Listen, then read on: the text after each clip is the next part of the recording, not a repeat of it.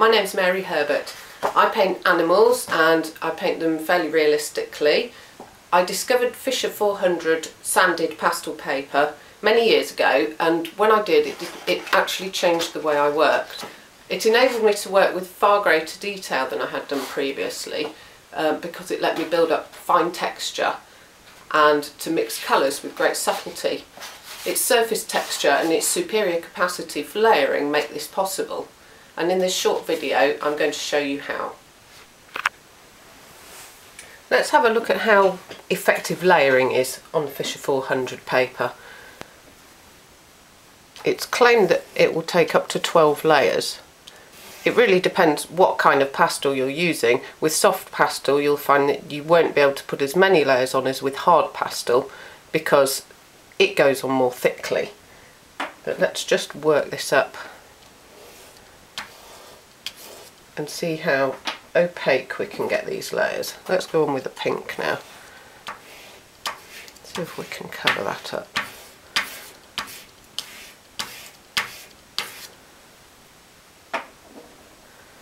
Maybe a pale blue.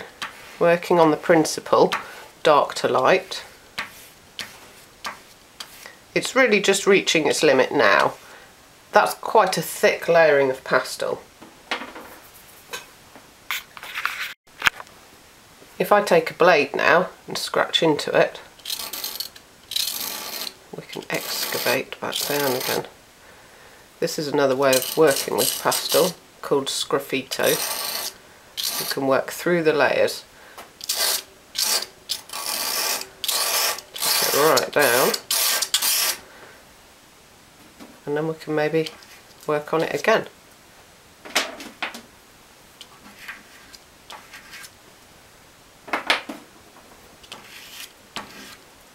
You see, you can just keep going, although I hope by this point you'll have got the colour that you want.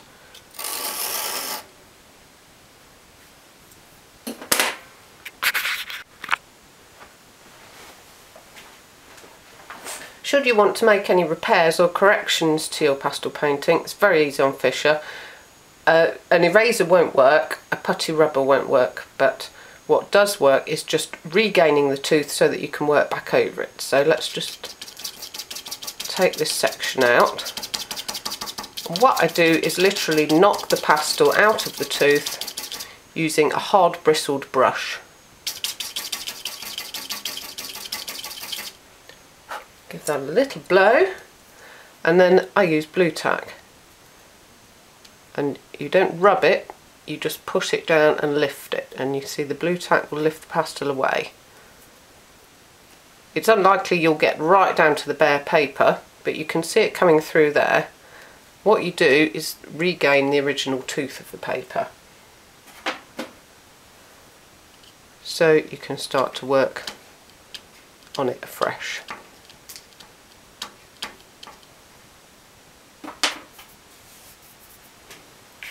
Although it's essentially a pastel paper, Fisher400 is also ideal for all sorts of other media. For example, coloured pencils. You can see that the tooth on the paper picks up the colour really easily, so coverage is a lot less hard work than on ordinary papers. Also, because of the tooth, you can overlay colours onto each other, or you can use a little less pressure to mix them together. Fisher400 has a waterproof backing, so that means that you can use mixed media, water-based inks and watercolours on top of it as well, and acrylic colours. So I'll just show you a little example with some watercolour.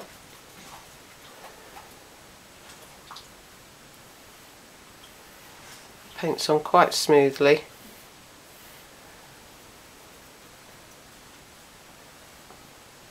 And my easel is at an angle, so the colours are going to run into each other.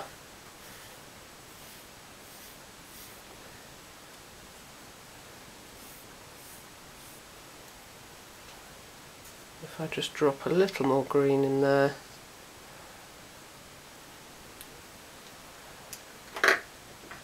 And also inks. And you can see this Indian ink goes on really nice and opaque. I quite often use this if I'm painting a picture that's got a large dark area in it before I put the pastel on top. These do need to dry for quite a while before you apply the pastel, of course, but you can work on top of them either with pastel or with coloured pencil as well.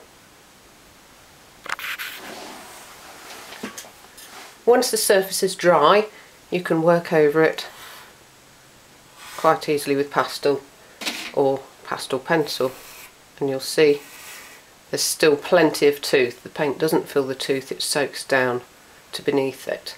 So there are lots of possibilities with mixed media with this surface. One of the aspects I particularly like about the Fisher400 pastel paper is its smoothness of surface. I work with a very textural style, and I don't want to use a paper like the Angra paper that imposes its own texture. This is the Angra on the left. On the right is the Fisher400. As you can see, just with one stroke the texture is much smoother. And if we try and build up flat colour on the Angra paper, it's quite difficult. It's still showing an awful lot of the texture through it. On the Fisher400 it doesn't take so much work. On this one we're really going to have to scrub it through. You can also see it's picking up the tape from underneath because it's quite thin paper, whereas the Fisher is more like card. And we've really got to scrub the pastel right into those grooves to get anything like a flat colour. It's quite hard work. You can also see on this sheet underneath how much dust is falling off the surface and how much will still come off the surface. In fact, if I just tap it a little bit, whereas the Fisher, it's stuck on there. I don't use fixative on Fisher paper. Some people do. I prefer not to, and I don't find it necessary because the tooth holds the pigment so well. As you can see, I've achieved a good range of tones, clean colours and varied textures. Fisher400 paper allows me to keep pushing my artwork beyond levels I thought I could do. Why not try it for yourself? It could transform your pastel painting. Thank you very much for watching. Now go to your easel and paint.